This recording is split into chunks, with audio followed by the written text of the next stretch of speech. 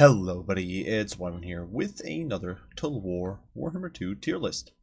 And this time around we are going to be discussing the forces of the Empire. A faction that's honestly been in a pretty good spot for most of its life cycle. It was never really the top tier faction until most recently when, especially with Marcus Wolfhard dropping on the scene and being a bit busted at release, they did spike a bit in power. But in general, Empire has been a reasonably competitive faction, especially ever since the black powder bugs were fixed. Generally a well-rounded faction that could kind of take on everybody. Had some slight issues with the dwarves, still kind of do, still kind of forced to run some cheesy, maybe gimmicky strats against them. But by and large, Empire can take on anybody, and at the same time doesn't necessarily dominate anybody in a super harsh manner. So definitely an interesting faction. And honestly, one of my favorites. Lore-wise, they're absolutely my favorite faction of the game. And gameplay-wise, they're definitely one of my more favorite factions. However, in this case, we will be judging just where all their units fall on the tier list. One of the interesting things, I think, with Empire is the fact that a lot of their units are viable, and they've got a whole variety of options and builds that they can take. And this means that where other factions often crutch on specific units and often sort of have to bring or have certain units that are outstandingly better than others. I feel like in the case of Empire, while there are certainly a few stinkers, the majority of their faction is certainly viable. So it's going to be interesting to see how they compare. Now, first and foremost, of course, we are going to go with the head honcho, Karl Franz. And Karl is going to get an A tier. I'm not going to give him an S, even though he is an incredibly powerful lord. Now, back in the days of Warhammer 1, this guy was actually a bit of a meme pick. You had to bring Lore of Life with him, essentially, to make him work. The Empire General back then had Potion of Toughness, so he was kind of a cheap Karl Franz equivalent. Plus, Golmaraz as well as Reichland Runefang were much, much less effective than they are now. They were much weaker buffs. I actually forget what the exact buffs were, but I believe Golmaraz was just a damage buff, and Reichland Runefang only affected Karl, I think. So it was really, really lackluster. But he's come a long way since then. Now he is definitely your premier Goon Squad Lord. If you need to crump someone over the head, he is who you're going to go with. He's also great roaming around with a cavalry mob. You can throw him in among some Demigryph Knights. He can provide those great AoE buffs. Synergizes really nicely with, say, a Warrior Priest and a Caster on top of that. And he himself provides that high alpha AP damage because he hits like a truck with Golmaraz. And even on a horse, it doesn't matter if he's on Deathclaw or on a horse or even on foot, he can do a lot of damage. It's very strong. The reason he's not making S tier here is because he is a little expensive and he's obviously not a caster, which is a little limiting. But really, it's because there are some other incredibly strong Empire Lord options. And while Karl is very strong, I don't think he's necessarily outright superior to any of these that I'm going to be listing. So that's why he's not quite making the cut for S tier, despite the fact that I think he's a stellar Lord choice. And honestly, you can make him work in almost any matchup. He actually might be the most... no, I wouldn't say he's the most. I think him and Boris are the most universal Lord options for Empire. Next up, we do have, I guess we'll go with Volkmar. Volkmar the Grim. And Volkmar is not that good. Volkmar is, in my opinion, C, leaning towards D tier. He's not a great lord. He was basically a Archlector who's more expensive and has regen. Really, the main reason you bring Volkmar is, and he's got a lot less armor. He's much less survivable than an Archlector, which is kind of not good because you don't really bring these guys, either him or the Archlector, for damage. You bring them for their buffs. So having a less survival version of the Archlector who doesn't really hit much harder is just not great. The main reason you bring Volkmar is obviously for the Volkswagen, as it's sometimes called, the War Altar of Sigmar. This allows him to cast Bound Banishment, gives him Fear, Terror, Insane Missile Resist, Insane Magic Resist. He just becomes a very tanky chariot. Still not a huge fan. It makes him incredibly expensive, an incredibly easy target, and it makes him complete garbage against single entity. He's an incredibly expensive chariot, and that's very limiting in my opinion. So he's a C, leaning towards D tier. There's not many builds where there's not really any builds where he's outright the best choice. He's a little bit of a meme choice. Certainly not bad, and he can certainly work and has sort of matchups like Vampire Counts or Beastmen where he can perform rather well. But I don't think he's actually an exceptional Lord choice in any of those, even in his strong matches. But I think C, leaning towards D is where to put him. Now, next up, we do have Balthazar Guilt, and Guilt is getting A tier. Now, Guilt is honestly a pretty generic lord. He's little more than a souped up caster. A caster that's Arcane Conduit as well as the Staff of Valance, allowing him to spam lots of magic very effectively. He's got Lore of Metal, which is a pretty strong lore. Has honestly almost all the spells in there are very good. Obviously, you can get Final Transmutation, you have the Searing Doom, you have Plague of Rust. He's just synergized so nicely with non-AP options like Knights of Blazing Sun, or Huntsmen, or Crossbows, or units like that. He synergizes in something well. There's very few matchups where he's not a good choice. I think both him and Carl are a little less effective against Wood Elves. That's really the matchup where I would specifically point them out as a less efficient choice. Maybe a little bit against Coast, but by and large, he's a very, very strong character. He's just cheap and gives you magic, so you can bring a super wide army with Guilt, and he can still provide some sniping support with Final Transmutation. He can still provide great support to your troops.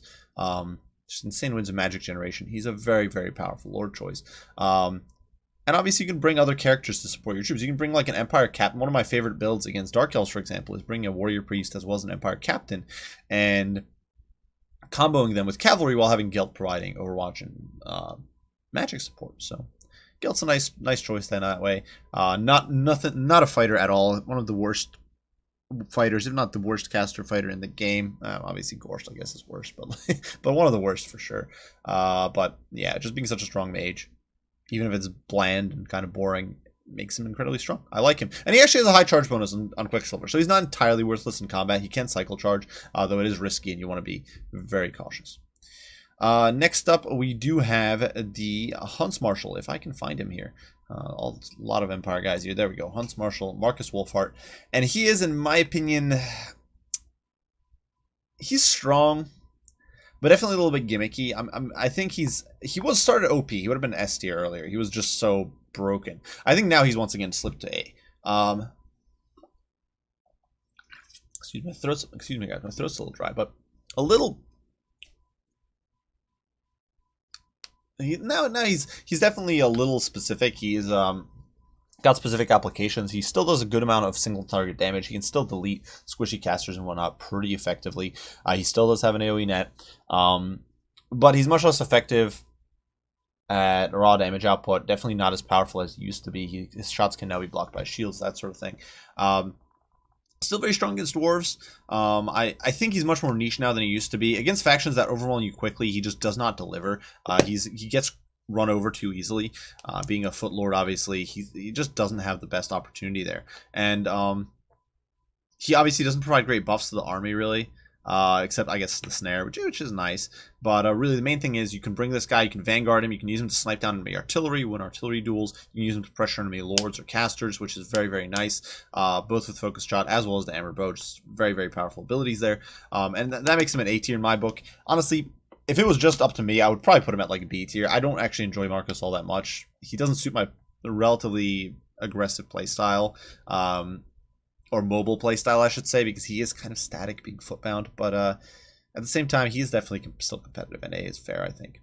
And finally, Boris, the last legendary lord of the bunch, or pseudo-legendary. And he's also A tier. Honestly, I think Boris is the most versatile of all these guys. There's not really a matchup where Boris is bad. He's got access to all the Empire mounts, horses, Griffin, and he's got some great debuffs, unlike Carl, who's more about doing his own damage and providing a little bit of support. Boris provides some decent punch, especially if you put him on a Griffin. But more importantly, he does have the White Cloak of Ulrich. He does have Crush the Weak, some great AoE debuffs there. He can synergize very nicely with an Amber Wizard, who we'll get to in just a bit. But the Amber Wizard can be put up on a Griffin himself, and then you get Blood Roar from the Amber Wizard plus Crush the Weak from Boris. You can do some insane leadership bombing strikes with the Empire, and Boris is a big key factor of that. But Boris also has some solid survivability. He comes with the Midland Runefang, which provides regen, or not regen, it provides heal, sort of replenishment of HP. So no conditions. It's not, as long as he's not broken like Lewin. It's not with a penalty to your fire resistance, like in the case of normal regen. It's just a straight heal that's continuous. This makes him very tanky. Means that again, in matchups like Wood Elves, he's actually a strong pick on a horse. because he can provide that great AoE debuff while being relatively resilient against Wood Elf sniping attempts. Because if you bring him out a Griffin, chances are you're going to see a Brave and a Threma and instant death. But that way he's tanky. I think he's really the most versatile Lord. He's just, there isn't a matchup where he's actually not that great of a choice. There might be matchups where he's slightly not as optimal, and obviously depending on build, he's not as optimal. Next up, we do have our generic lords, and this is where Empire is a little shakier. The Archlector, stellar lord's choice, A tier, easy. He's a cheap Volkmar. Now he doesn't have self-healing like Volkmar, but he's got much better melee defense as well as armor, so he's much tankier in practice most of the time. And you don't really feel obligated to you can't bring him on a Volkswagen, but you can just bring him on a horse. He's a cheap support character, and it doesn't matter that he doesn't heal, because usually you're fighting alongside a demi-blob, and so you just get that sweet Earthblood replenishment, and it makes him a very strong Lord option. And once again opens up. He kind of plays similarly to Karl in the builds he supports, except instead of trying to snipe with him, you're just trying to support your cavalry to do the heavy lifting. Specifically, it's demi-blobs that he synergizes with, but he also works well with greatswords mobs as well. He can also work with other Empire cavalry. It's certainly not limited to the demi-griffs, even though some people believe it is. It's not the case, but certainly A tier character, even if for a relatively restricted function. Definitely, and just because of how cheap he is and he provides those free buffs, is very, very nice. Next up, we do have the Empire General, and this guy's an F tier. He's garbage, honestly. He's cheap, but if you're going for a cheap support character, or cheap supporty lord, you've got the Archlector or Balthazar Guilt, or even Wolfheart, who are relatively cheap and bring much better abilities to the table. Guilt, of course, brings magic as well as a Lord. The Archlector provides you with some great AoE buffs, and Wolfheart, of course, has some very powerful ranged attacks. What does the General have? Not much. You put him on a Griffin, and he's an okay fighter, but he's nowhere near Karl Franz's levels, and he's not cheaper enough to make a difference. And he doesn't come with the insane AoE buffs that Karl brings. Karl gets Reichland Runefang, which is huge. This guy doesn't. This guy's got Stand Your Ground, and then he's got a generic Runefang, which does buff his damage, but is it enough to justify bringing him on a Griffin? No, even if he's relatively cheap. If you want a survivable fighty lord, you got Boris. You can bring Boris pretty cheap with just the Midland Runefang, and you got an equivalent to this guy. Really, just no reason to ever bring the Empire General in a serious fashion. You can obviously bring him. I've had videos where I brought him just for the fun and as a meme, but from a practical perspective, you're never going to bring this guy. And then the Huntsman General, I'm going to put a D tier. I don't think he's very good. I know people were screaming about his Wombo combo with the Petroleum Flask and his AoE that gives archers fire damage and his fire arrow and this Wombo combo. In practice, that combo doesn't work. You don't really pull that off. He is unique. Because of that, he does stand out from Marcus, and that is why I put him at D tier. He does have some unique things going for him that make him useful in his own way, that kind of make him stand out, so at least there's unique builds you can run with him or unique approaches you can take with him. But are you really ever going to bring him? Probably not. From practical perspective, this guy's just not very good. I say this as someone who's played quite a lot of Empire. I can't see very many builds where I would want to bring this guy over Marcus, much less over any of the other fighting lords. He just doesn't bring enough to the table. He's cheap. That's really his only selling point, but once again, Marcus is fairly cheap himself. So am I gonna want this guy for Oil Flask and some gimmicky fire damage combo against enemies that probably aren't even going to bring a good target for it? No, not really. And once again, keep in mind, all those AoE ranged buffs that look so good on paper require you to blob your shooting, which is generally suicide against competent players, because they'll get something on top of you. They'll drop a flyer unit on you, and suddenly you've got 3 of your 4 shooting units shut down. And it's just a disaster. Zerkovich actually recently had a great video explaining how to be wary of shooting blobs, and that's kind of what this guy promotes, and it's very restrictive in my opinion. Now moving on to heroes, we're going to start with the Empire Captain. This guy is a bit of a wavery tier. I like him personally, but I don't think he's the best by far. I'm going to put him at C tier. The reason being is that you can bring him on a horse, and he's incredibly cheap and disruptive.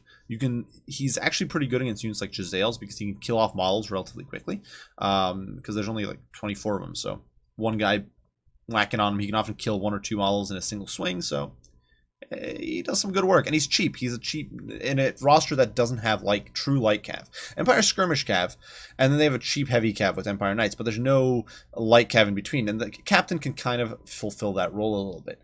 Certainly not up to snuff with a true light cav unit like say Illyrian Reavers, but good enough. He also provides some decent AoE buffs with Hold the Line. Granted, it's on most of your fighting lords, so not always the biggest benefit, but it is a nice little augment. And he himself is a decent fighter, so you can shove, for his cost, I should say. You can shove him in a front line against dwarves, for example, and he can soak up some hits and just buy you time while your gunnery mob does work. So for that reason, I'm going to put him at C tier. I don't think he's sort of an optimal choice, but at the same time, he's not terrible.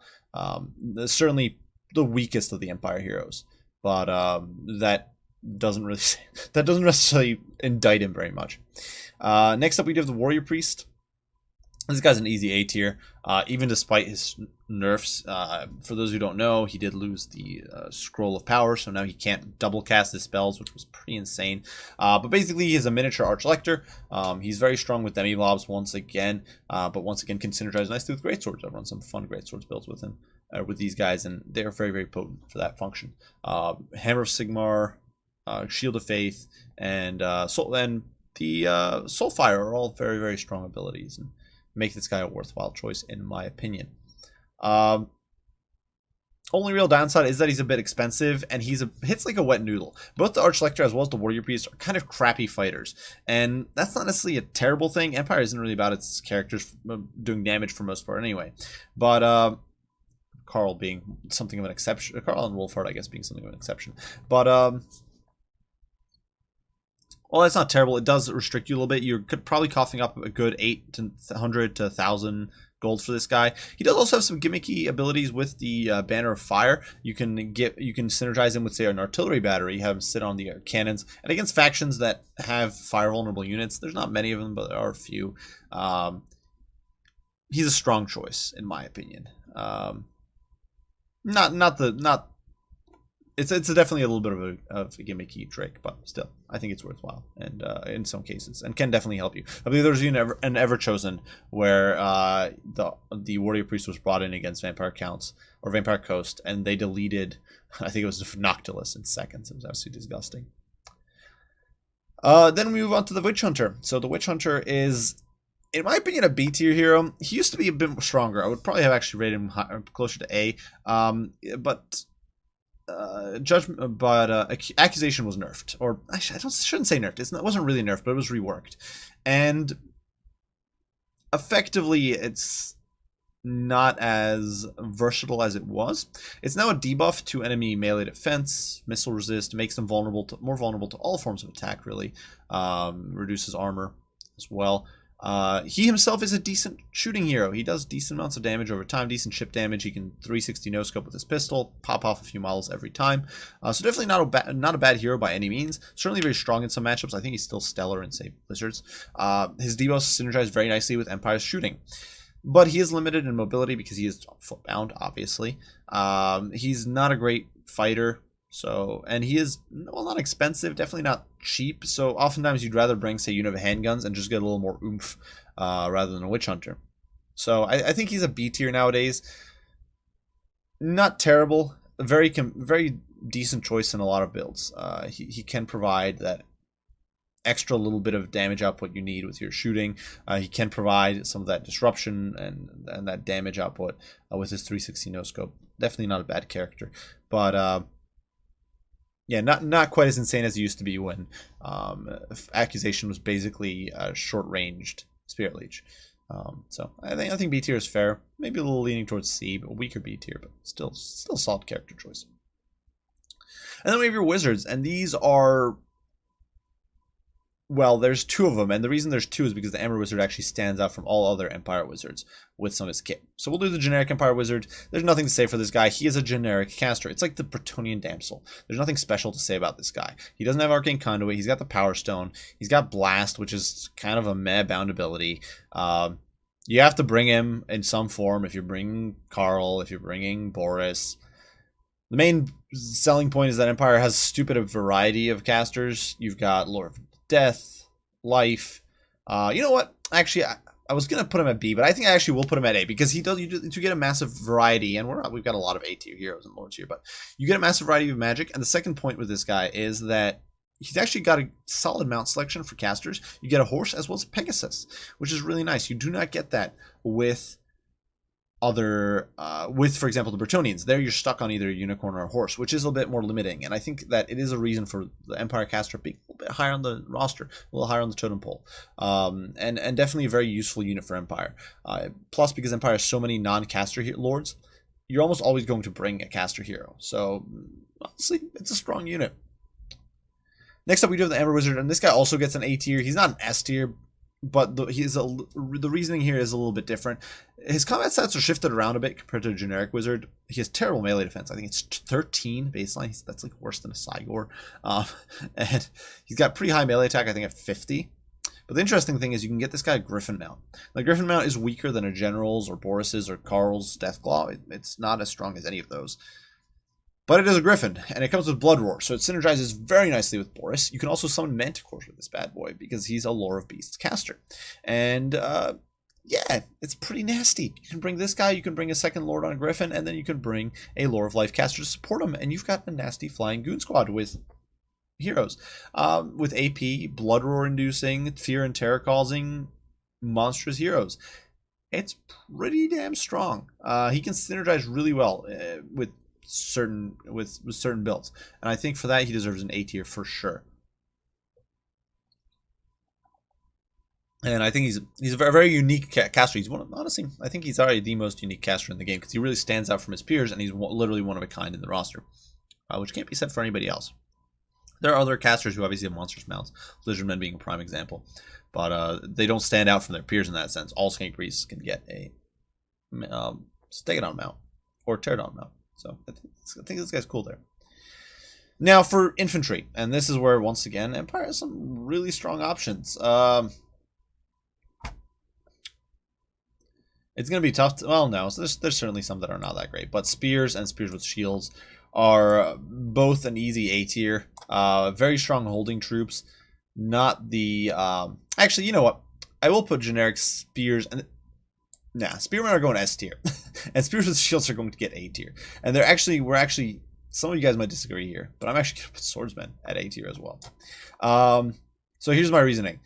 Generic spears are like your bread and butter unit. You will see them in almost every Empire build, even against factions like dwarfs, where their anti-large is bad, and their bonus version or their lack of armor is a weakness, and their slow attack speed is a weakness, and their non-existent AP is a weakness. Even in factions matchups like that, they're good because they allow you to generate more width. And for that, they're an S tier. There's basically no build where you will not bring these guys, at least one of them. Even against factions with heavy-duty shooting presence, like Vampire Coast or Wood Elves or High Elves or whatever, you're probably going to bring some spearmen. S tier, in my opinion. Now, spearmen with shields and swordsmen are a little bit of a different setup. They're still very strong units. The spearmen are a generally popular choice. You will see them in a lot of builds as a good holding option, but I think they do serve. They're not as ubiquitous as spears, as unshielded spears. Certainly strong, but not the same level of I see them in every dang build. The shields are not necessarily useful in every matchup. Sometimes you just want more fodder. You just want a wider line, and these guys don't really provide that in the same way that spears do. And against factions like, for example, High Elves, and this is why swordsmen actually make the cut here as A tier. Against factions like High Elves or Wood Elves, for example, swordsmen are actually a very strong choice because they trade incredibly efficiently against the majority of the opposing infantry, or against at least the enemy spears, which oftentimes your opponent will be doing. They'll run a lot of spears because they're trying to match you for width. So in those situations, swordsmen can really shine, and that's why swordsmen are getting an A tier here as well. Because while they're not great in a generic sense, they're not great in every matchup. There's a few specific matchups where they really, really shine, and I think for that they deserve an A tier as well. Certainly they're not. I think spearmen are probably your more likely generic front line, but ultimately both units kind of fall off. As if you're going pure chaff, you're probably going to bring generic spears, and if you are looking for something a little beefier, swordsmen are valuable, at least in a few matchups. Now, moving on from swordsmen, we do get onto Flagellants. Now, this unit is A unit I'm not very fond of. I'm going to give a D tier because they're not outright useless. But they're not... maybe... I'll give them C tier because there are a few more. I think they got a few buffs, and I think they have improved a tiny bit. And there are a few matchups where they can kind of shine. They mince through cheap infantry relatively efficiently, though their the lack of armor and relatively low melee survivability stats mean that they don't trade super well. They do trade if they are obviously very vulnerable against enemy missile play, which is a big problem. But they are unbreakable, which Empire does not have much of. Most Empire troops can be broken relatively efficiently with Fear and Terror, so Flagellants can kind of compensate for that. They're not quite as well as Sigmar Shuns, and we'll get to that in a bit. That's part of the reason why they're not higher up on this list. Because if they were higher up on the list, I could see them having, or if the Sigmar Shuns didn't exist, I could see these guys being a little more common. But in my opinion, they are a C tier. They can mince cheap stuff. They can provide you with an unbreakable hold to the bitter end front line. They're also pretty quick, so if you're going aggressive, I've had games against Dark Elf players, for example, who went super cheap on the infantry line, and then you manage to break some Bleak Swords, for example, and suddenly you can overrun their Dark Shards. Or you manage to run down Wood Elf infantry, or situations like that. And in those situations, flags can really shine. Plus, of course, they fight the last man, so you can still disrupt units with like three guys, three half-naked psychos. And I think that gives them a C tier there. Now, Halberds, this unit is a bit rough. I'm going to give them a D. There's very few matchups where you'd really want to bring these guys. They have expert charge defense, and that's basically it. They've got expert charge defense and AP, but non-existent armor, relatively high cost. They cost basically double what spears cost, and about 50% more than spears with shields, and that's just a killer for this unit. As Empire, you usually, most of your damage output is coming from your cav and your shooting, and so you need to spend as much money on those units. You can't afford to waste 650 gold on a holding unit. You need width, so getting 2 spears for the price of a single halberd is much more significant for Empire. There are a few matchups where they can kind of perform well, though I struggle to think of many. I think like Chaos, Greenskins, they can do okay. Beastmen, just because they can hold and they soak up the charges. Against these high charge factions, they do okay because they soak up the charge pretty well. But realistically, even there, you'd probably want spears instead. It's just there's a few niche builds where you can bring a front line of halberds and then support them with cav and maybe ditch most, if not all, of your shooting.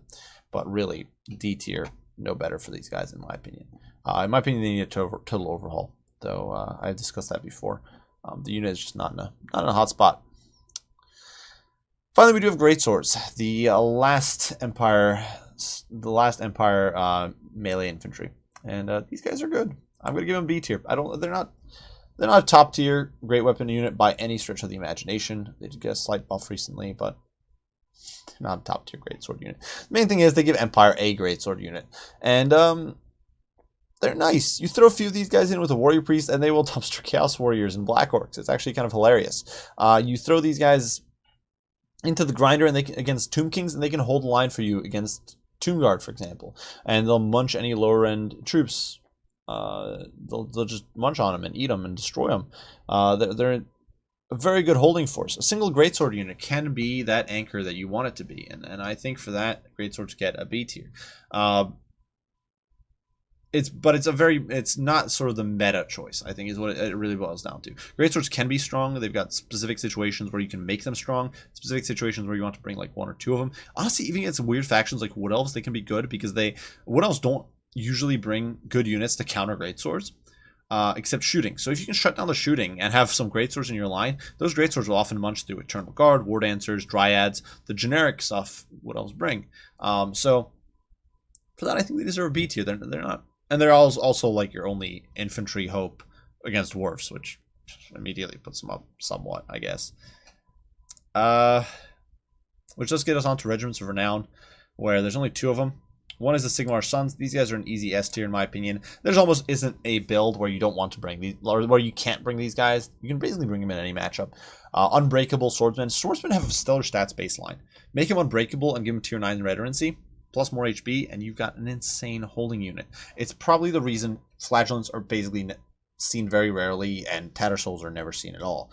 Simple fact is, These guys can hold for days. They got shields. They got at least a little bit of armor. Very good combat stats. They can munch through lower end unarmored units or lightly armored units. Just a stellar overall anchor unit. These guys can be the core of your line. And they can hold for an obscene amount of time and just be a really disruptive force. And oftentimes your opponent will have overrun your entire line, and they still have like 2 or 3 units stuck up on Sigmar Suns because these stubborn bastards will not die. That is why they get an S tier. I really love them. I think they're a great unit. That almost isn't a build where you don't want them. Then we do have the Tattersouls. Now this unit is not great. F tier for me. They're really not good. They're Flagellants with a bigger model count. And that's really it. Rank-9 stats and a higher model count, which doesn't sound terrible, but they cost a lot. They're nearly a 900 gold unit for a bunch of half-naked Zergs. Keep in mind, these guys are almost 50% more expensive than Flagellants. You do not bring Flagellants for their combat stats. You bring Flagellants for the sort of ability to crush cheap trash and for their ability to give you a solid front line. The fact that, for example, if you bring Tattersouls, all you can bring is Tattersouls and Spearmen versus being able to bring 2 Flagellants is a huge gap. You'd much rather have 2 Flagellants than Tattersouls and Spears. And for that reason, these guys are just F tier. You're never really going to want to bring them. As Empire, if you're looking to do an Unbreakable line, you'll do like Sigmar Suns and a Horde of Flagellants. Realistically, you're not going to be looking to do pure Unbreakable. So probably going to look at like, 1 Sigmar Suns and like 1 or 2 Flagellants if you were going for that. Tattersouls are never going to make the cut. I can't really see many, if any, matchups where I would want them. You could certainly make them work. Keep in mind, once again, with these tier lists, just because I put something at F tier doesn't mean you can't make it work. But Tattersouls don't really have a niche. They don't really have a purpose. They take up a Regiment of Renown slot. Empire's much better Regiment of Renown elsewhere. Many of these Regiments of Renown here are great. These are not it. And they take up a slot for Flagellants. So, once again, if you wanted to go Unbreakable Mob, not the way to go. F tier, in my opinion. Now, Missile Infantry. This is where Empire also has some pretty good choices. First and foremost, Archers. A decent unit. I'm not a huge fan of them, personally, but they do have some potency. They are very cheap, and they do a lot of non-AP damage pretty quickly. But Empire has a lot of missile options. That's actually going to be a little bit of a problem here with this lineup, is that, while in my opinion, handguns are exceptional, and they do outshine the rest of the bunch, the rest of the missiles kind of struggle to find a slot. You have sort of niche options that you will cherry pick for specific matchups. And Archers are like that. Archers are that sort of unit. So I think they are C tier. Now, this isn't an indictment of them being bad. And I don't want them to be viewed as bad just because I put them at C. The reason is because they're niche. If you want a cheap, spammy Archer, you're going to bring Archers. Yeah, they'll do well against lightly armored factions. But they do have very short range, so against anything that can shoot back, they're a pretty bad choice. They do rout and get overrun pretty easily. So anything gets on them, they're goners. They don't do huge amounts of damage. They're not great against armor. And they're much easier to avoid because their range is just much shorter. Which means their threat zone is much lower. So realistically, and of course their AP is much lower. It's only 2 per model as opposed to the 6 on the crossbows or 4 on the huntsman. So that's definitely a bit of, and that's not counting the bonus for large. So their raw damage output is definitely a bit limiting. Well, you might think, well, yeah, but I can bring like 2 archers for every huntsman or like 1.5 archer for every crossbow. That's true, but defending that is often difficult. There's sort of a limit to how much range you can really defend. Oftentimes, you'd much rather have like 2 very strong units that you can protect more efficiently than 3 or 4 units that get clump on top of each other, and it's often difficult to get them good shots because of their short range. So yeah, Archers are solid. They're a C, in my opinion. Not great, not terrible. C. Same thing with the Free Company. C tier. They're not bad. Once again, they do shine in similar matchups to Archers. They've got some very good damage output against lightly armored or unarmored targets. They've got the benefit as well as downside of being black powder weapons. So they perform better against flyers or fast units, but they're much more accurate. But at the same time, they can't arc over your own troops, which may or may not be an issue, depending on situation. They are decent melee fighters, and now they can fire on the move after the last batch. So that does make them significantly better. It might be, you know what? I actually think these guys are a little better than Archers. despite the higher cost. I think I'll put these guys at B. I think Archer's a little bit on shakier ground here. So I will put these guys at B tier. Even though I do think they're both pretty comparable. I think these guys are like a high C and these guys are a low B. But I do think I do want to make a distinct gap there. Next up, we do have Crossbows. These guys are also going to net a C tier. I think they're a strong unit in a handful of specific matchups. Vampire Coast in particular, but also strong against Dwarves ever since their AP got buffed, especially because you can synergize them with Guilt, Plague of Rust, some poor bugger, and melt them very quickly. But it's niche matchups, and most of the time, you'd much rather have guns, and handguns are just a stellar unit for Empire. But And even in the matchups where you do bring these guys, they're usually going to be a support weapon for handguns. Now, they can perform rather well against Wood Elves, though even there it's a little iffy, and I think Huntsmen are often better just because they have stock. But yeah, I think solid C tier is where these guys belong. Huntsmen, I think, actually get a B. This might be because of the way I use them. They're very good against monster-heavy factions. You can drop Plague of Rust with a Guilt and just melt the unit in seconds. They also have the benefit of firing on the move as well as stock. This makes them a good counter against Wood Elves. In my opinion, they're a better choice against Wood Elves than Crossbows nowadays, just because you get that benefit of stock. You've got the anti-large, so if your opponent brings like Dirthu or an annoying tree man, chances are the bonus versus large is actually going to do more for you than the AP would on the Crossbows, because they do have quite a bit of physical resist and missile resist built in. So in my opinion, they're solid B. I think there's a few more matchups where they're more viable, where they're viable than the Crossbows are. Even against Dwarves, these guys aren't terrible because you can Vanguard them and use them as a disrupting tool against enemy artillery. So for that, they do get net themselves a nice, stable B. Then we have guns. Good old handguns. The Guns of Nuln. And these guys are an A tier, in my opinion. Not a staple in every build. Against Wood Elves, for example, they're probably a waste. They're not the greatest unit against something like Beastmen. The low mobility, honestly, on all Empire shooting makes them pretty bad against Beastmen. They are oftentimes, if you are just looking to bring one or two, chances are you're going to bring the stones or not the silver bullets instead of these guys, which is definitely a limiting factor. They compete with other Empire shooting. This is actually kind of a significant factor here. That in specific matchups, well, you might want other Empire shooting. Granted, the guns are probably the best of the bunch because they have AP, they have high velocity, and decent range. But at the same time, that doesn't mean they're always the best choice. Sometimes, Wood Elves having that extra range can help. Against Skaven, you don't necessarily need that AP stopping power, but you might want that extra range again against their artillery and to whittle them down a little sooner. So for me, guns make an A tier, even though they are a very strong unit, and you see them in very many Empire builds. They're really strong in some builds, but yeah, I think A is fair. Empire has a lot of strong shooting, and that's actually going to make it. That's why I don't think any Empire shooting is actually going to make a full-on S tier.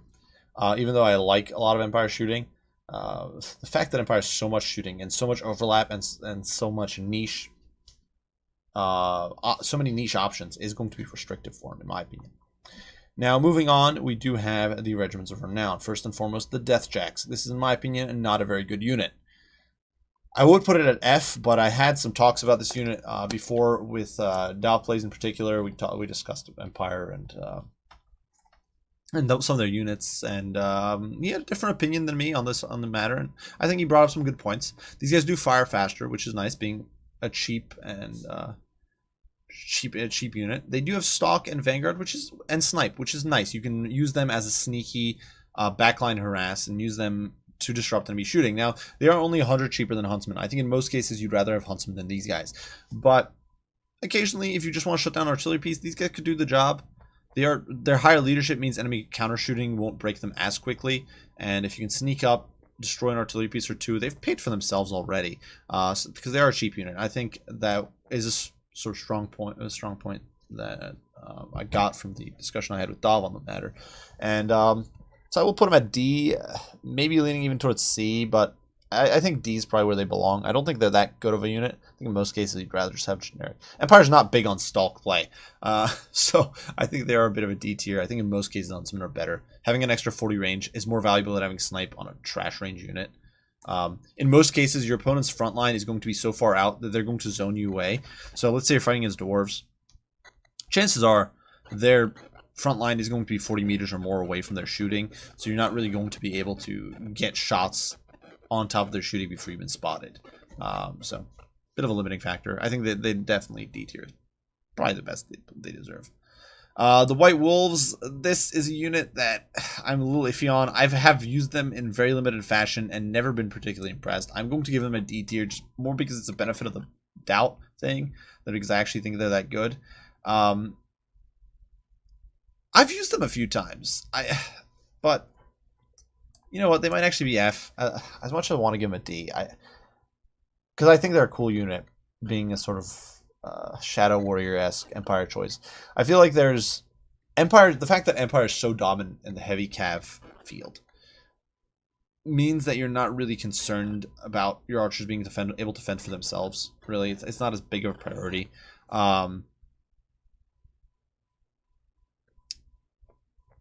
And for that reason, I think the benefit of the better melee stats provided for these guys just isn't that worthwhile. They're just too expensive for it. You generally just rather bring a huntsman and save that money and use it to upgrade like a unit of knights to Blazing Sun or something. Realistically, these melee stats just won't make enough of a difference. And they don't help you in shootouts. Huntsmen are already a rather niche unit, so like realistically, who are you fighting against? You're fighting against like dwarves, or you might bring huntsmen to shut down artillery. That extra melee is not going to help you. Against like Vampire Coast, that extra melee isn't really going to help you because you're just trying to outshoot them.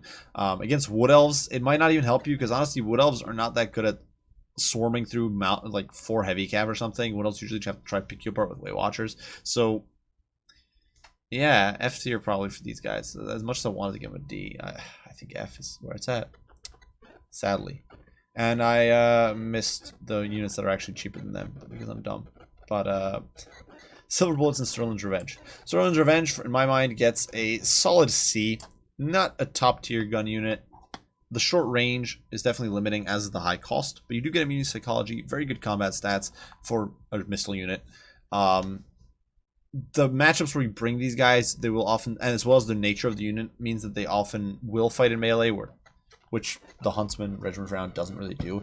And you do get AP with a 90 model unit, which is nice. They do so much damage very, very quickly. And they can really melt enemy monsters and big armored stuff so swiftly, and it's disgusting. They're actually strong against dwarves, for example, because they've got stalks, so you can sneak them up around the flanks.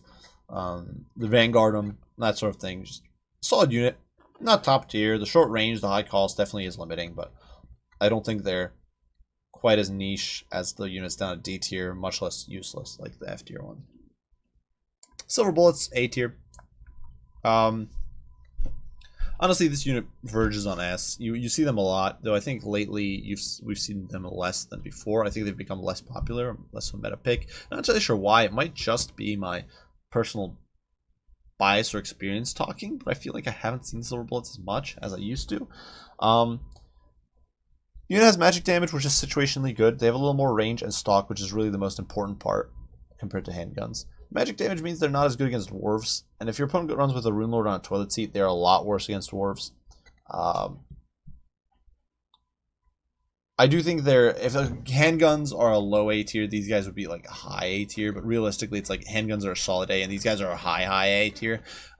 Usually if you bring handguns, you are going to bring Silver Bullets, with the exception of the dwarf matchup, but there is a handful of matchups where you will bring Silver Bullets and not bring guns. I think Wood Elves is a prime example, because Silver Bullets do amazingly well against tree units, for example, as an example, and they do rather well against forest dragons and units like that, because that magic damage bypasses the physical resist.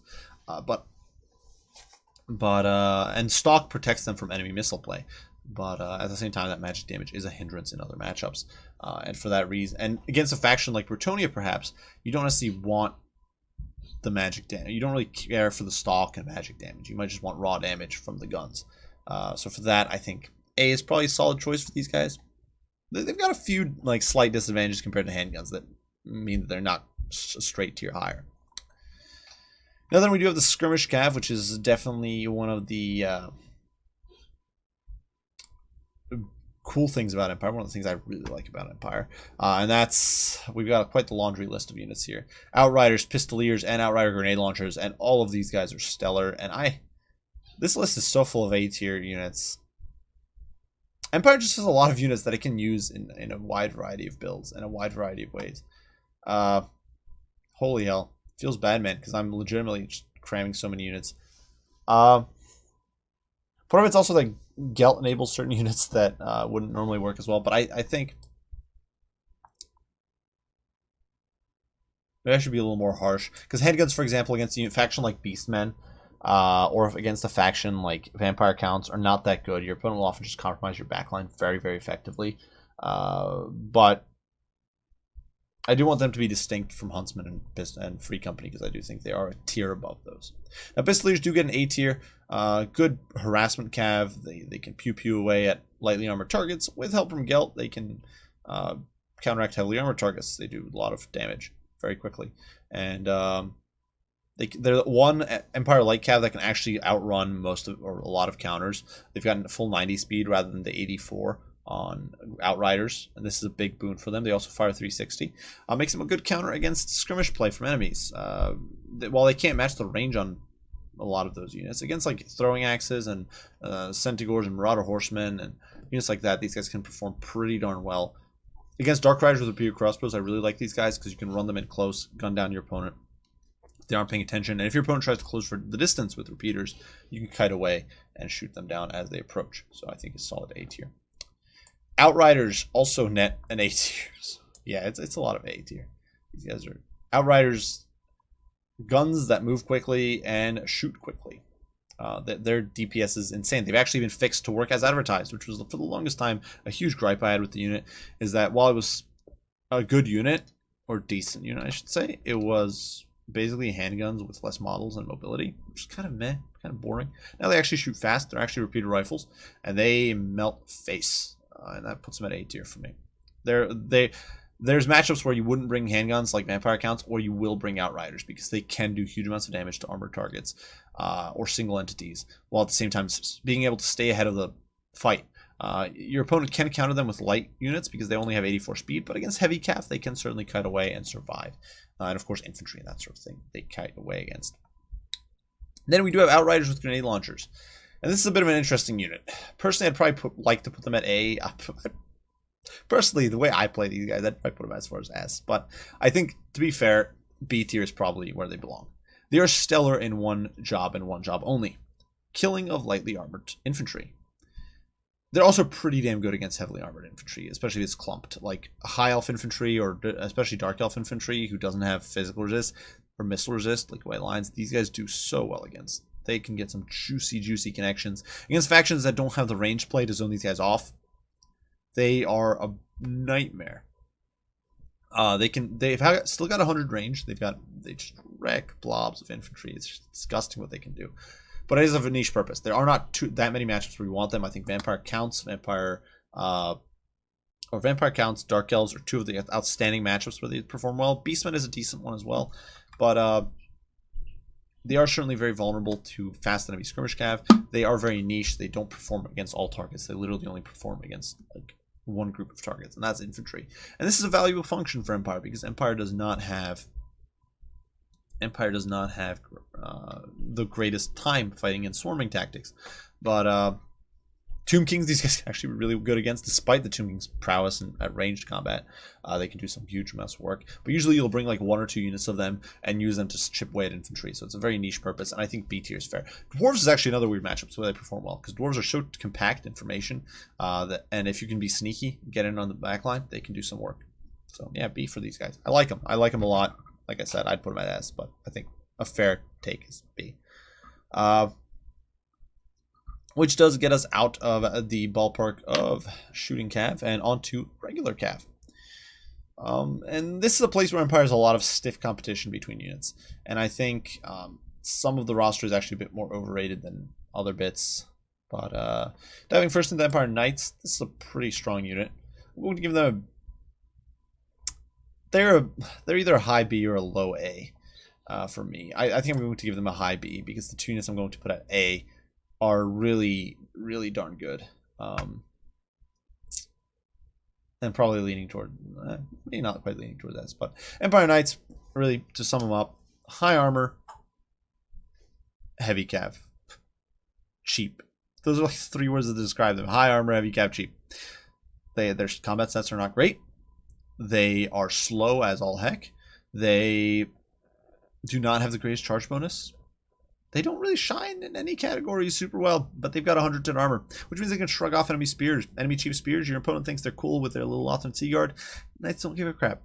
Your opponent thinks they're funny with their high elf spears. You don't give a crap. Gobbo's trying to slow you down, be speed bumps? Hell no. Skaven slaves think they're going to be funny? No. Empire Knights don't give a crap. They just have too much armor to give a crap. 110 armor on an 850 gold unit is nuts. The mid-tier cavalry in this game, the mid-tier heavy cav, is all really good, honestly. It's not like these guys are exceptional in that way. But in their niche of heavy armor, they are really the exception. The 110 armor is something you don't see on cavalry up until you're cresting over 1,000 gold cost. Knights, I think knights with lance and barding are the next step that has that much armor, which is just nuts for an 850 gold unit. Certainly, the low combat stats are a bit of a letdown. They cannot perform well against enemy heavy cav, so it's really good in matchups where you can expect enemy cav play and counter it with demigriffs or your own cav or artillery ahead of time. But even throwing an Empire Knight or two into a build like against Bretonnia, for example, they can just do disruption. And for 850 gold, they can easily pay for themselves against High Elves, against Wood Elves, against Bretonians, factions like that, against factions like Vampire Coast or Tomb Kings. They can be a disruptive force in the battlefield. And I think for 850, they just shine. Now, next up, we do have the Reichsguard. Now, this used to be the only mid-tier Empire cap, but then along came a DLC, and they fell from grace. In my opinion, C tier. I don't think they're as bad as some people make them out to be. Some people make them out to be as having no redeeming features compared to Knights of Blazing Sun, unless you're fighting against High Elves, in which case the fire damage is bad against Dragon Princes. This is not, in my opinion, quite true. Reichsguard does have the benefit of high sustained combat stats, relatively speaking, for a shock cav. They have 120 armor. They have decent charge bonus, decent punching power. And they are a little bit cheaper. In my opinion, they're good as a backcatcher cav. Where you sometimes use, where I think Empire Knights are nice as a throwaway unit, so you can use them aggressively or defensively. Reichsguard is a unit where you'll take it if you want a slightly more defensive playstyle. You want a slightly more defensive cavalry unit that can at the same time provide a little bit of oomph. And of course, they do have the exceptional matchup against High Elves, where it's not so much they're exceptional as the fact that Knights of Blazing Sun are exceptionally bad. But I think C tier is fair. They're a nice backcatcher unit. They are a respectable heavy cavalry unit. Honestly, in many other rosters, these guys would be an easy A tier. It's just that with an Empire with Knights of Blazing Sun, which is so good, these guys fall off a bit. They don't have the versatility. But I think C is fair. I certainly would consider them much more valuable than Deathjacks, Halberds, or the Huntsmen, but no higher than this because it is such a niche application. The lack of speed, the lower charge bonus, the lower damage output is just a hindrance compared to Knights of Blazing Sun. As is the weakness to Spirit Leech effects and magic damage. That's actually one of the hidden gimmicks on Knights of Blazing Sun that makes them strong. Now, Knights of Blazing Sun immediately thereafter, in my opinion, easy A tier. Not really much of a contest. These guys are strong. They got high charge bonus. They're very mobile. Like I said, Reichsguard would probably be in the spot if these guys didn't exist. But they're very mobile. They hit like a truck.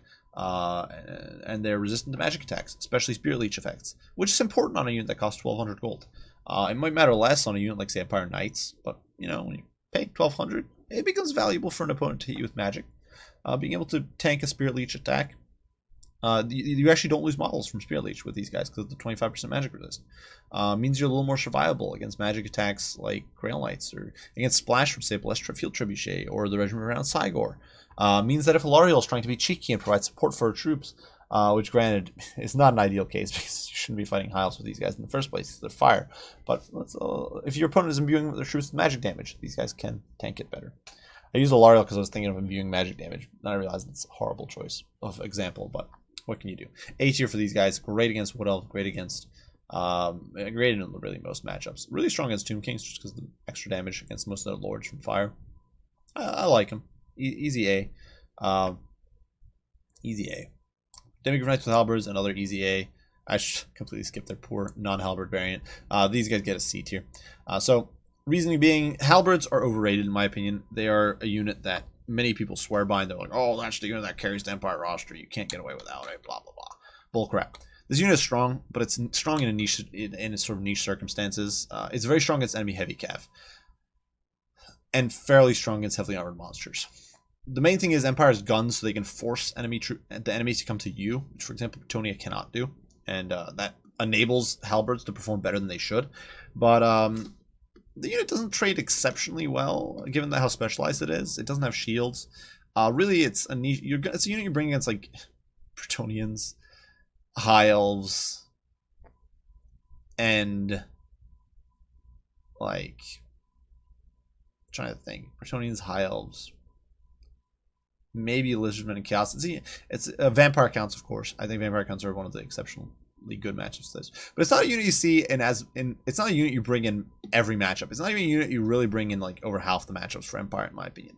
I think it's got this legendary reputation stemming back to Warhammer 1, but the unit is not that good. It's good, but it's not that good. If you just need a back catcher for your guns, something like Empire Knights or Reichsguard can do the same job.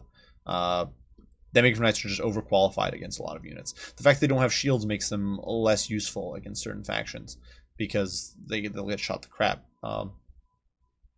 The fact that they are so reliant on their armor for survivability is also not always ideal. Against factions that bring a lot of AP, that is a weakness because they just do get torn apart by that AP.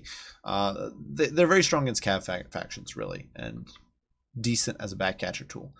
But in my opinion, a bit overrated. Still an A tier unit just because of how strong they are in those niche situations. But I would be wary of calling them like uber unit. And then the vanilla demigryphs do get a C tier. They're definitely very niche. I think against greenskins they really shine. Part of the problem is that they are just such a vulnerable unit to artillery. So against coast or especially dwarves, where you think these guys could have a niche, they just don't because they get gunned down by cannons. Especially dwarves, it's kind of sad. These guys can't shine. But against beastmen, against greenskins, especially greenskins, they can perform okay. I think they're a respectable unit in a tiny handful of matchups. Not a top tier unit by any means. Probably C leaning towards D tier. Definitely a little weaker on this list, but not as bad as people make them out to be. Especially when they got that unjustified buff to 1400 gold. Now we do have Regiments of Renown. Zindler's Reichsguard, in my opinion, that's itself a healthy B tier. I think it is better than Vanilla Reichsguard, but not quite as good or generally good as Knights of Blazing Sun. Big benefits include immunity psychology. This is very important, especially against Wood Elves, a lot of Wood Elf players, at least the ones I've run into, will try to do gimmicky strats where they'll like camp on the edge of the map, and as you try to chase after them with your cav, they then shoot you down, break your leadership, and they'll run you off like a terror-causing dragon. This is a problem. Zindler's Reichsguard with immunity psychology don't suffer that. Second of all, Zindler's Reichsguard have Vanguard, which means they can Vanguard deploy and support units like Huntsmen, Outriders, Pistoliers immediately. And they do have very high combat stats for a relatively cheap cav. I think they're solid. I think they're stronger than Reichsguard in a general sense. Not something you're always going to bring either, but excuse me, I do think they are pretty solid. I think a respectable unit and a little bit more competitive than Reichsguard. So easy B for me. Now the Royal Griffites, once again, I'm sure some people would expect them S. I'm actually going to put them at A. The 300 more gold for terror and better combat stats is not always worth it, honestly. Sometimes you just want generic Demigryph Knights. I find myself running generic Demigryphs a relative decent amount of the time instead of Griffites. Still a very strong unit. They do cause terror. They're immune to terror themselves because of that. They do massive amounts of damage to armored large. And, they can really chunk units like that. Synergize insanely well with Gelt, or sorry, not Gelt, Franz or an Archlector, or Warrior Priest. But ultimately, just an A tier in my book. Definitely do suffer against model sniping, like from a faction like Tomb Kings. You'll often bleed models before you can do anything about it. Definitely the first unit to get targeted by everything your opponent can throw at you from the toothpicks to the kitchen sink. It's all going at these guys. So, and that definitely limits their use, in my opinion, despite how strong of a unit they are. And but obviously A tier. They're just very strong against their specific targets. Finally, we'll do War Machines last. I'll do Artillery next. Mortar, solid C. I like it. It's a respectable unit. Really good accuracy with a few chevrons. I think that's the main point. You got to put a few chevrons into your mortars. They can support your front line even if it's engaged because of their accuracy. They can hit almost anywhere on the map. On some maps where there's berms or hills, this is good. You can actually avoid your opponent's artillery from like cannons or whatever while gunning them down with mortar shots. Very niche. It's because of its limitation against being encountered to lightly armored units. But I think C tier is fair for this guy. Maybe even D. It's like C to D tier. Nothing exceptional, but not bad either. And personally, I just enjoy them for the accuracy. Great cannon, a unit that is pretty important. The main reason it's not getting higher on this list is because the Hammer Witch is just so good. It's a cannon. There's not much to say. It kills cavalry. It does okay in counter battery. It's the second best counter battery unit in the game after the dwarf cannon. I should say non-Regiment of Renown counter battery unit. And I don't know how Gisele's fall into that, so don't get on my case about that. I'm not sure. Maybe Gisele's also perform better. Actually, I wouldn't be surprised if they did. But out of just artillery units, the cannon is the Empire Great Cannon is the second best counter battery unit without external buffs or various modifiers or anything of that sort. So E tier for me. It's a nice artillery piece. It's just a cannon. You guys get the picture. It's not amazing, not terrible. It just is, and it does the job well. It can force your opponent to come to you. It can whittle down key targets, slaughters our cavalry. It can slaughter box up infantry, which is solid. The Hellblaster Volley gun. This one's a bit of an oddball, mostly because I don't use it that much. I use a mortar a lot, so I feel confident putting it at C tier, just because I like to use it. The Hellblaster I don't use often, and the few times I have used it, I've never seen it perform that well. But I know some people swear by it and think it's a pretty good artillery piece, so I'm sure there's something to it. I think these guys are probably C, but hovering towards D, and one of the reasons is that the flak lines are just so good, still are pretty good, and in my opinion do kind of push the Hellblaster down a notch. In the few matches where you might want to bring a Hellblaster, you often bring black lines instead. Hellblasters are difficult to protect, they're an expensive unit. Still a bit niche, even though they can do a lot of damage to just about any target, really. But upper D tier, in my opinion. Finally, the Hailstorm, the last generic artillery piece. I hate Hailstorms. In my opinion, if you're looking for a reliable artillery piece, this is not it. I'm putting it F tier.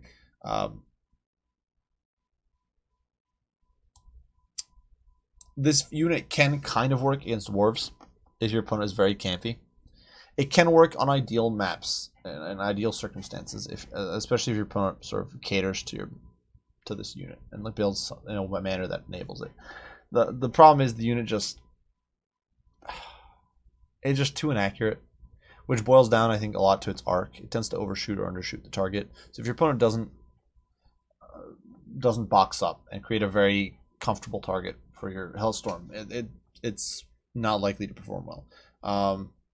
I think this unit does have a sort of unique niche. It does perform a unique function, but you can get similar results out of other units, and generally you'd rather have those other more reliable units than the Hailstorm. That's why it's going to get an F, even though I don't think it's a bad unit. Yeah, sorry to say that, but I really wish this unit was a bit better, but F is where it's going to go. Now for Regiments of Renown, we do have the Hammer Witches. Certainly not a B tier. This one's actually going to get, I think I'll give it an S, maybe. If you're going to bring artillery as Empire, if you're going for an Empire artillery build, Hammer Witch is almost guaranteed to make the cut. You get tier 9 stats, which is amazing on artillery. Artillery is one of the units that benefits most from high veterancy. So it's got stellar accuracy. It has physical resist, which makes it much more resistant to enemy counters battery fire. And it finally has magic damage of its own, which not super relevant on an artillery piece, but does mean that against a handful of physically resistant wars it performs better. It does perform worse against some magic resistant wars. Finally, it does have a higher damage per shot, which means it can knock out enemy artillery faster. Except dwarves, who I think basically exactly negate the magic damage with their magic resist. But against everything else, it does counter battery really nicely. It hits like a truck. I believe it one-shots a lot of other artillery pieces, which is just disgusting. And yeah, it's easy S tier for me. Easy S tier in my book. Even though you're not going to see it in every build, but if you're doing an artillery build as Empire, you are almost certain to bring a Hammer, which is really what it boils down to for me. And then the Regiment of Renown Sunmaker, and this unit's another F tier. It's so expensive, so unreliable. It dumps all of its ammo quickly, which is kind of what I feel the normal Hailstorm should probably be doing. But even if it didn't, it just doesn't. It's not reliable. You will occasionally see replays of people who like dumpster an enemy battle line or dumpster a bunch of high value units, but it's just so unreliable that do you want to risk that? Or are you going to gamble your entire strategy on that happening? And realistically, you're not going to, which I think is why you don't see the Hailstorm much, if any, of the time in competitive play. It can perform well on flat maps. That's really the only place the Hailstorm performs well. But I in a semi-competitive faction, but really it's just F tier in my book. Now, War Machines. The cheapest, the War Wagon, F tier. This unit's garbage. I'm sorry. It just is. It got buffed again this past patch. It's trash. Its damage output overall is low, even especially compared to Outriders. It's not mobile, which undermines the tankiness. Like, it's not functionally any tankier than Outriders, because its armor and because mobility and HP is just not that high, so you tend to die despite the armor. It's incredibly difficult to focus fire anything with the way the guns are arrayed. It's not great at running down infantry because really it has no bonus against infantry. It has terrible stats. It's a really crap chariot. And I think F tier is where it belongs. You're never going to want to use these guys unless you're memeing around, really. And I know some people have rated this above the mortar, but honestly, the mortar's nowhere near as bad as this thing is. I'm actually going to give the mortar a D tier. I don't think the mortar is quite as good as the generic mortar, but I think it's underrated by people. I think having mobility as Empire can occasionally be valuable. The fact that you don't have to commit a defensive unit, and people often say, oh, you can have a spearman and a mortar unit for the price of a chariot or of the mortar wagon. The problem is that in practical gameplay, your opponent will just sometimes force path the unit, like beating dogs or something, on top of your mortar. And they will knock out the mortar crew before you manage to chase them off with a spear unit. And that's not going to happen with the war wagon. Still a very niche unit. Still definitely on the cusp of D to F tier, probably, still, or at least a stable D. But it does have a few niche situations. I think against Bretonnia, for example, it's decent, because if your opponent goes with a very mobile build, Bretonnia builds can vary quite a bit in that matchup. So if your opponent goes with a very mobile build, you can counteract and avoid their cavalry somewhat effectively. They get a D. Which brings us on to the Luminarch. This unit is a D tier. I'm not going to put it F because occasionally you can do some sniping builds, and you don't always bring the Templar Luminarch. So in most cases, if you bring in Luminarch, it's going to be Templar first. So I'm not going to quite put it F tier, but I do think Luminarch is low on the totem pole, and I think D is probably where it belongs. You can snipe. Everyone knows what a Luminarch does. It messes up lords. I do believe it did get a slight ammo buff in the last patch, but it's still not a reliable unit, really. It's solid, but in what it specifically does. But it's just a task that's so unreliable, and it's not something you want to gamble your entire strategy on, that most of the time you don't bring it. So D tier for this guy. Now, the Steam Tank, which is the meme tank, the last unit that's making the cut here, I'm actually going to give it a C tier, even though I really wish this unit was better than it actually is. I reluctantly give it a C. It's strong in a tiny handful of matchups, most importantly Beastmen and Greenskins. It can run over infantry for days. It can kill infinite amounts of infantry if microed appropriately. But until you've done that, it is a very...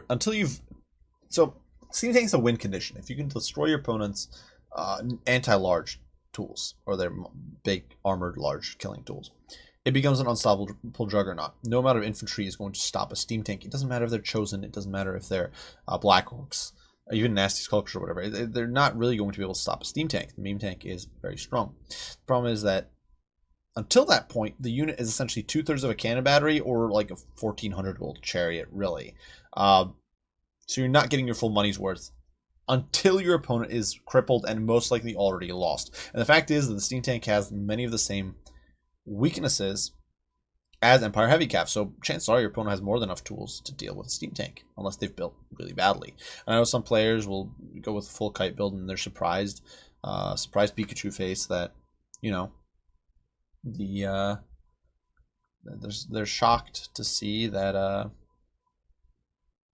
the meme tank does well against faction. Like if you bring a build without a lot of AP or without any AP, but against most builds, the meme tank just does not perform that well. I do give it a C tier just because it can be so potent, and I do think it can be reliably potent in specific matchups. Most importantly, greenskins, I think, and to a lesser extent, beastmen. But C tier. And then the Regiments of Renown. Luminarch of Ish, or the Templar of Luminarch, sorry, as well as the Black Lions. Templar of Luminarch, I'm gonna give it a, so this is an awkward moment. I'm giving it a C tier, and I feel like these guys don't quite mesh with the C tier units. These guys are definitely lower C tier. But the Templar of Luminarch is going to net a C tier because it's more common than the Luminarch. If you're going to bring a Luminarch, you are going to bring the Templar of Luminarch most of the time. It's an incredibly niche unit. You know what? I think I'm going to bump the Luminarch down. I think I'm going like that because honestly, I felt a little silly doing that. The Templar of Luminarch really is a very niche unit. You can try to Lord Snipe your opponent, which, hey, it sometimes works. Sometimes you can pull it off. But it's so niche. That's really the main thing. It's just so very niche, so very gimmicky. It does a bound net of Mintok, which is nice, but holy hell, is it unreliable? Is it gimmicky? Is it a Hail Mary unit? And I don't think it warrants above a D, really. It's... I'm not sure I want to do this with the other Luminarch. Maybe they'll both be D, but just imagine that this is like a D and a half, and this is like a D and a quarter. I don't know. I need an E tier. I'm going to start heading like an E tier here. I need more tiers, guys. Now, the Black Lions are very strong. I